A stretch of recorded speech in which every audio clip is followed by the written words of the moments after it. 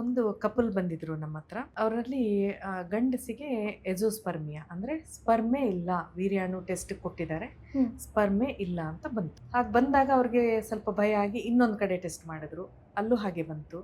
ಆಮೇಲೆ ಬೇರೆ ಯಾವುದೋ ಒಂದು ಡಾಕ್ಟ್ರಿಗೆ ತೋರಿಸಿದ್ರು. ಅವರಂದ್ರು ಇಲ್ಲ, ನೀವು ದಾನಿಗಳ ವೀರ್ಯಾಣು ತಗೊಂಡು ನಿಮ್ಮ ವೈಫ್ಗೆ ಮಕ್ಕಳಾಗೋ ಥರ ಟ್ರೈ ಮಾಡ್ಬೋದು, ಯಾವ್ದಾದ್ರು ಫರ್ಟಿಲಿಟಿ ಸೆಂಟ್ರಿಗೆ ಹೋಗಿ ಅಂತ ಅಂದರು. ಸೊ ಇವರು ದಾನಿಗಳ ವೀರ್ಯಾಣು ತಗೊಂಡು ಟ್ರೈ ಮಾಡಲಿಕ್ಕೆ ಇವ್ರಿಗೆ ಮನಸ್ಸಿರಲಿಲ್ಲ ಅಷ್ಟೊಂದು, ಈ ಕಪಲ್ಗೆ. ಸೊ ಇವರು ಬಂದು ದಾನಿಗಳದ್ದು ವೀರ್ಯಾಣು ಅಂತ ಅಡ್ವೈಸ್ ಮಾಡಿದ್ದಾರೆ ನಮಗೆ ಬೇರೆ ಡಾಕ್ಟ್ರು. ಸೊ ನಿಮ್ಮಲ್ಲಿ ಆ ಥರ ಫೆಸಿಲಿಟಿ ಇದೆಯಾ ಅಂತ ಕೇಳಿದ್ರು.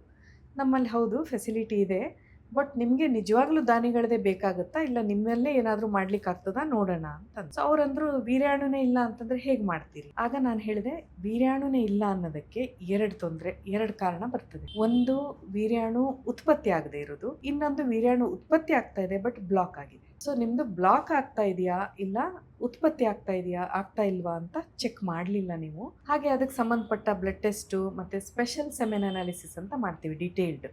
ಸೊ ಅದರಲ್ಲಿ ಕೆಲವು ಎಲಿಮೆಂಟ್ಸ್ನ ಚೆಕ್ ಮಾಡಿದಾಗ ಇವರಲ್ಲಿ ಉತ್ಪತ್ತಿ ಆಗ್ತಾ ಇದೆ ಬಟ್ ಬ್ಲಾಕ್ ಆಗ್ತಾ ಇದೆ ಎಟ್ ಒನ್ ಲೆವೆಲ್ ಅಂತ ಗೊತ್ತಾಯಿತು.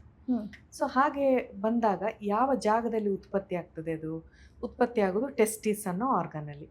ಆ ಟೆಸ್ಟಿಸ್ ಅನ್ನೋ ಆರ್ಗನಿಂದ ಅಂಡರ್ ಎನಸ್ಥಿಷಿಯಾ ಒಂದು ಸ್ಮಾಲ್ ಟಿಶ್ಯೂ ತಗೊಂಡು, ಸ್ಮಾಲ್ ಪೀಸ್ ತಗೊಂಡು ಅದನ್ನು ಅಂಡರ್ ಮೈಕ್ರೋಸ್ಕೋಪ್ ಡಿಸೆಕ್ಟ್ ಮಾಡಿ ಅದರಲ್ಲಿರೋ ಸ್ಪರ್ಮನ್ನು ಅಥವಾ ವೀರ್ಯಾಣುನ ಸಪ್ರೇಟ್ ಮಾಡ್ಕೊಳ್ತೀವಿ ನಾವು. ಓಕೆ. ಸಪ್ರೇಟ್ ಮಾಡಿ ಒಂದು 3 to 4 hours ಕಲ್ಚರ್ ಮಾಡ್ತೀವಿ.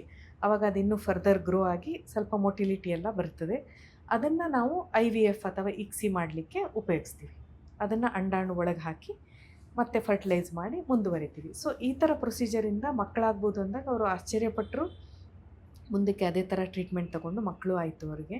ಸೊ ಇದು ಜನರಲಿ ಜನಸಾಮಾನ್ಯರಲ್ಲಿ ವೀರ್ಯಾಣು ಇಲ್ಲ ವೀರ್ಯದಲ್ಲಿ ಅಂದರೆ ಮಕ್ಕಳಾಗೋದಿಲ್ಲ ಇವರಿಗೆ ಅಂತ. ಹಾಗಲ್ಲ, ವೀರ್ಯಾಣು ಇಲ್ಲದೆ ಇರೋ ಕಾರಣ ಏನು ಅಂತ ಪತ್ತೆ ಹಚ್ಚಿ ಆಮೇಲೆ ಆಗ್ತದಾ ಆಗೋದಿಲ್ವಾ ಅಂತ ಟೆಸ್ಟ್ ಮಾಡ್ತೀವಿ. ಫುಲ್ ವಿಡಿಯೋನ ನೋಡಿ on 4C ಯೂಟ್ಯೂಬ್ ಚಾನಲ್.